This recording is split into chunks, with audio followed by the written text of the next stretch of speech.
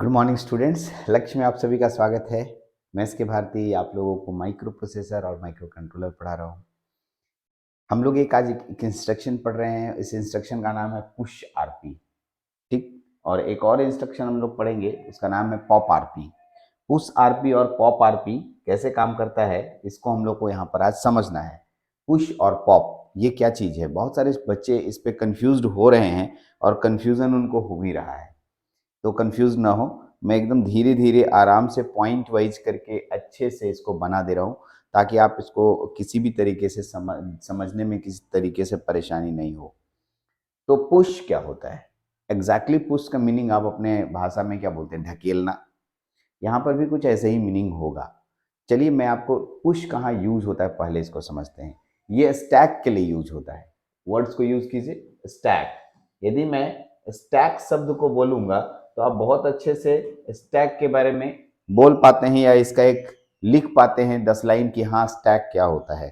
यदि मैं एक बड़े से मेमोरी को छोटे छोटे इक्वल भाग में सीक्वेंस में बांट दूं तो हम लोग उसको स्टैक नाम देते हैं। कुछ ऐसा ही आपने पढ़ा है। यस। तो यहाँ लिखा है पुश आरपी, यानी रजिस्टर पेयर के अंदर कोई ना कोई डेटा मौजूद होगा। माइक्रो प्रोसेसर के रजिस्टर पेयर के अंदर अब इस रजिस्टर पेयर के डेटा को मैं ढकेलना चाहता हूं, लो भाई, मेमोरी में, यानी स्टैक में ढकेलना चाहता हूं। तो मैं ढकेलने के लिए कोई कमांड दूंगा ना भाई, रखने के लिए कोई कमांड दूंगा ना। तो जो कमांड मैं दूंगा यहाँ पर उसको हम लोग स्टैक बोलते, सॉरी पुश बोलते हैं। क्या बोलते हैं? पुश। Push RP. इसका मतलब ये हुआ कि किसी भी रजिस्टर पेयर के डेटा को हम डायरेक्टली स्टैक में डाल सकते हैं। इसी कमांड का नाम है पुश आरपी। तो मैंने लिख दिया है इसको पॉइंट्स करके, एकदम वही बात लिखा है जो मैंने हिंदी में बोला। This instruction is use to copy the register, copy यानी उसी कॉपी करके भेजते हैं, register pair data in stack pointer, stack in stack. ठीक है, स्टैक पॉइंटर नहीं होगा, यहाँ पर स्टैक लिखेंगे। स्टैक पॉइंटर तो टॉप ऑफ द स्टैक हो जाता है, लेकिन स्टैक पॉइंटर का मतलब पूरे मेमोरी लोकेशन को यहाँ पर इंडिकेशन कर रहा है। ठीक है, अगर दिक्कत हो तो इसको आप इसको थोड़ा सा छोड़ भी सकते हैं। देखिए यहाँ पर मैं इसको मिटा दे रहा हूँ। ठीक है, ये पॉइंटर हटा दीजिए, इस पॉइंटर से थोड़ा सा ऑड फील लग रहा है। ठीक है, एग्जैक्टली क्योंकि स्टैक में भेज रहे हैं, स्टैक पॉइंटर में नहीं भेज रहे हैं। स्टैक पॉइंटर होता है टॉप। चलिए तो हम उसको समझाते हैं थोड़ा एक एग्जाम्पल लेके, जिससे कि आप बहुत अच्छे से समझ पाए कि मैं आपको क्या समझाना चाह रहा हूँ। मान लिया कि मेरे पास, सबसे पहले आप रजिस्टर पेयर बना लीजिए ऐसे, इस तरीके से रजिस्टर पेयर बना लेते हैं। इसका नाम बी है, सी है, डी है, ई है, एच है और एल है। कोई भी रजिस्टर पेयर ले सकते हैं और इसमें आप कोई डेटा अपने मन से भर सकते हैं। 11H, 12H, 14H, 18H, 48H, 55H। कोई भी डेटा आप अपने मन से ले सकते हैं। हाँ सर, हम कोई भी डेटा इसमें अपने मन से हम ले सकते हैं। दूसरा, मैं यहाँ पर स्टैक बनाने जा रहा हूँ। देखिएगा, अगर मैं यहाँ पर स्टैक बनाऊं तो कुछ हद तक ऐसा ही स्टैक दिखता है आपको, ऐसे स्टैक दिखता है। स्टैक का मतलब होता है इक्वल से, ऐसे इक्वली इस तरीके से बांट देना। ये नाम है, मान लो 2003, 2004, 2005, 2006, 2007 और 2008। मैंने ऐसे लोकेशन बांट दिया। अब इसमें वैल्यूज डाल देता हूं अपनी मर्जी से। 38, 42, 55, 65, 98, 2A। अपने मन से कोई भी डेटा हेक्साडेसिमल का आप इसमें पुट कर सकते हैं। अब है कि सर इसमें एसपी आपको मानना पड़ेगा। एसपी का मतलब होता है स्टैक पॉइंटर। वो नहीं मानिएगा तो प्रॉब्लम हो जाएगी। एसपी, तो मैं सबसे ऊपर वाले इसको मैं एसपी मान रहा हूं, stack pointer. Top of the stack को स्टैक पॉइंटर मानते हैं। बिना एसपी माने आप किसी भी स्थिति में इस प्रोग्राम को एग्जीक्यूट कर नहीं पाइएगा। एसपी मानना ही पड़ता है। और ऐसे भी स्टैक के सबसे टॉप मोस्ट में जो मेमोरी होता है उसी को हम लोग स्टैक बोलते हैं। यहाँ पर स्टैक हो गया, एसपी स्टैक बोलते हैं। 2008, 2007, 2006 इस तरीके से मेमोरी लोकेशन है और ये रजिस्टर पेयर है। अब मैं कमांड यहाँ दे रहा हूँ, ध्यान से देखिएगा। और उस कमांड का नाम है, मैं कमांड लगा रहा हूं, उसका नाम है PUSH, पुश।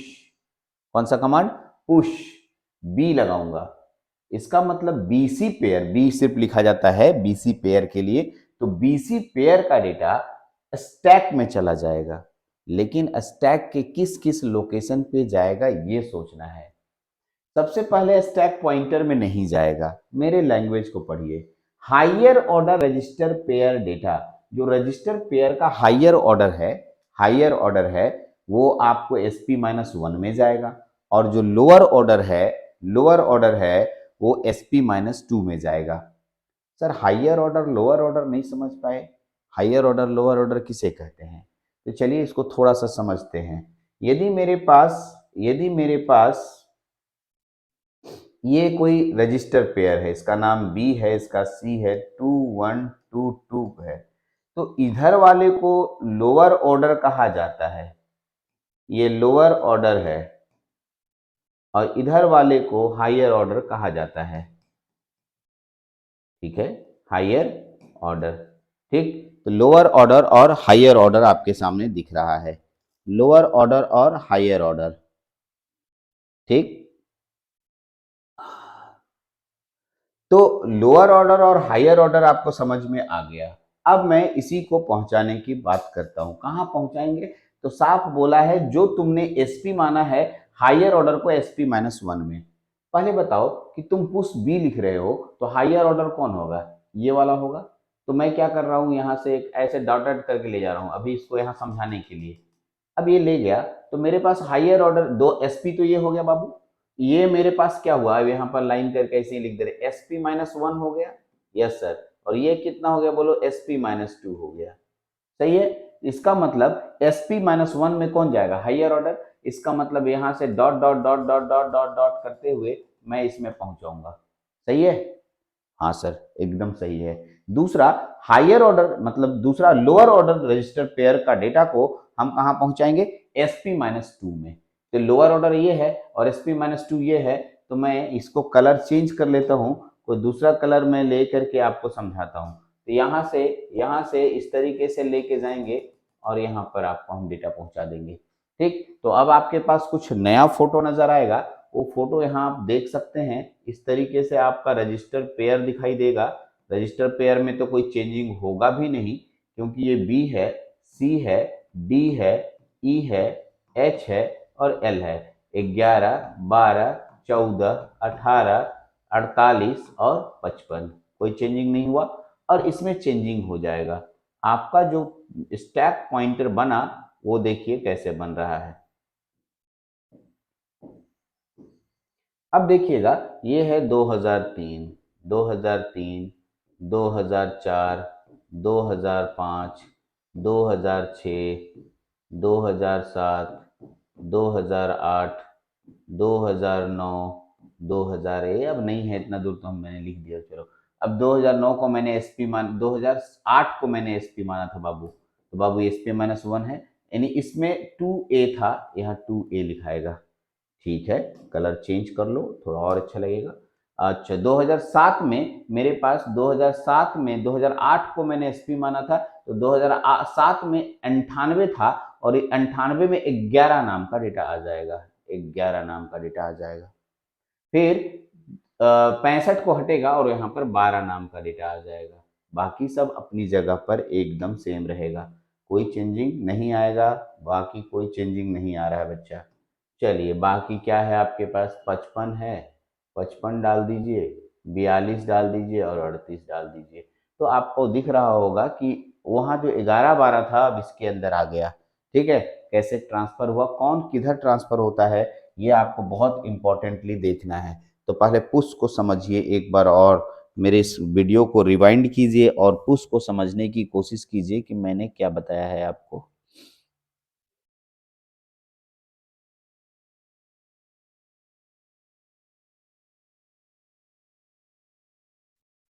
ठीक, पुश आपके पास क्लियर है। अब मैं पॉप इंस्ट्रक्शन की तरफ जा रहा हूं। पॉप इंस्ट्रक्शन पुश इंस्ट्रक्शन का जस्ट अपोजिट होता है पॉप इंस्ट्रक्शन। ठीक, तो कहां कहां जाता है? SP-1 और SP-2 पुश का हो गया। अब आते हैं पॉप इंस्ट्रक्शन की तरफ। पॉप RP, पॉप आरपी क्या है, पॉप आरपी को भी समझते हैं।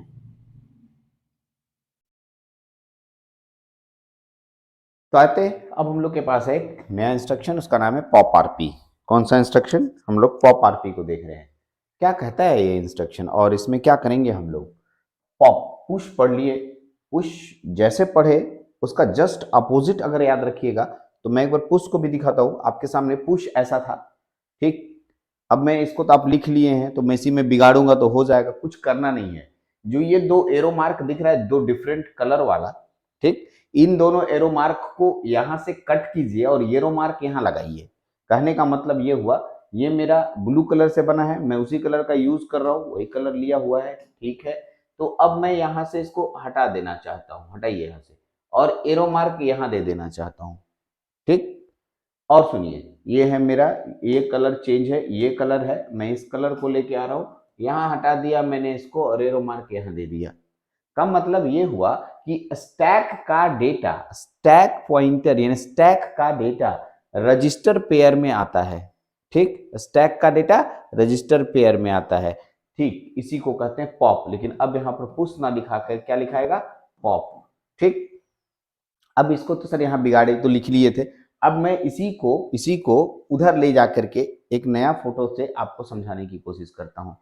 In this instruction stack data goes in register pair given in instruction, ठीक। क्या बोलता है? In this instruction stack data goes in register pair given in instruction. Register pair का डेटा, स्टैक का डेटा रजिस्टर पेयर में जाएगा। If SP को अगर स्टैक पॉइंटर मानते हैं आप, तो स्टैक पॉइंटर में एसपी माइनस वन जो होगा वो हायर ऑर्डर रजिस्टर पेयर में जाएगा, ठीक।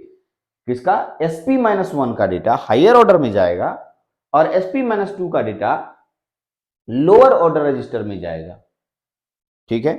सर समझे नहीं? तो अब देखिए, मान लिया कि मैं इसको एसपी मान रहा हूं, ये वाला जो ऊपर में 2000 बी है उसको मैं एसपी मान रहा हूं, तो एसपी माइनस वन ये हो गया आपका, हुआ ना, और ये एसपी माइनस टू हो गया।